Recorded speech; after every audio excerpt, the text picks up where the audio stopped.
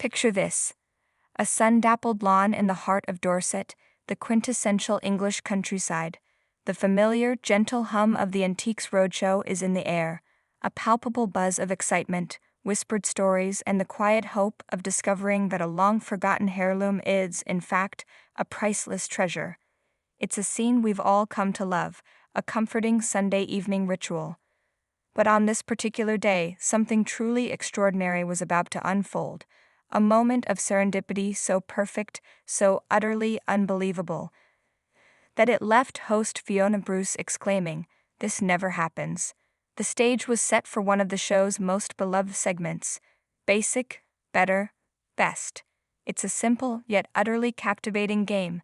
An expert presents 3 related items, and Fiona, acting as our stand-in, must use her intuition, knowledge, and a little bit of guesswork to arrange them from the least valuable, basic, to the most valuable, best. It's a playful battle of wits that we at home love to play along with. This week, the challenge was laid down by the ever-charismatic auctioneer, Will Farmer. With a twinkle in his eye, he unveiled his personal passion, a stunning collection of pool pottery vases. These weren't just any pots, they were the work of Truda Carter, an artist Will passionately described as an unsung hero of the pottery world. As he placed 3 distinctively beautiful vases on the stand, you could feel the weight of his expertise and his genuine love for the craft. The 3 pieces stood proudly, each a testament to Carter's genius. Their glazes caught the sunlight, their patterns a mesmerizing blend of art and form. Fiona approached the table, her expression a familiar mix of studious concentration and playful curiosity. "There are patterns in here that are so iconic to her," Will explained, building the suspense. He gestured towards the vibrant trio, their values spanning a chasm. "The cheapest piece," he began, "is about £150, maybe £200 on a good day. A respectable sum, to be sure." But then came the bombshell. The most expensive, he paused for effect, letting the anticipation hang in the air, is £8,000 to £10,000. A collective gasp rippled through the crowd. The stakes had just been raised dramatically. £10,000 for one vase. The camera panned across the faces in the audience, now completely captivated. How could anyone possibly tell the difference? This was the magic of the roadshow, where humble-looking objects could hold life-changing value. Fiona, feeling the pressure, began her inspection. She circled the table, leaning in to examine the delicate brushwork, the elegant curves, the maker's marks on the base. She turned to the crowd, a common tactic to gauge their opinion and share in the fun. "Where do we even begin?" she asked with a smile, looking for a friendly face, a knowing nod, anything to guide her.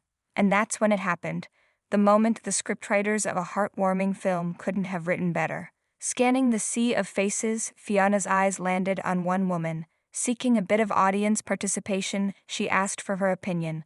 The woman looked at the vases with a quiet, thoughtful intensity that suggested more than just casual appreciation. With a modest smile, she shared a piece of her personal history that sent a jolt of electricity through the entire set. "I was a paintress at pool pottery," she confessed, her voice clear and steady, "in the Delphis department." The world seemed to stop for a second. The background chatter faded. Fiona's professional composure dissolved into pure, unadulterated glee. Her hands flew to her face in astonishment. This wasn't just a lucky break, this was striking gold. Here, in the middle of a field in Dorset, she had stumbled upon someone who hadn't just admired this type of pottery from afar, but had lived it. Someone whose own hands had contributed to the legacy of the very institution they were discussing. "I've hit the jackpot," Fiona yelled, her voice filled with laughter and disbelief, turning to the audience with a triumphant grin. The crowd erupted in cheers and applause, swept up in the sheer delight of the moment. Over by the vases, Will Farmer jokingly threw his hands up in despair. His carefully constructed, weeks in the planning challenge had just been completely upended by a 1-in-a-million coincidence. "I'm out," he declared with a laugh, feigning a walk-off. "That's it." Beaming from ear to ear, Fiona turned back to the audience, sharing her incredible fortune. "This never happens," she emphasized, still reeling from her luck. It was a moment of pure, unscripted television magic. The kind of genuine human connection that makes Antiques Roadshow more than just a show about old things. It's a show about people and their stories. But the story didn't even end there.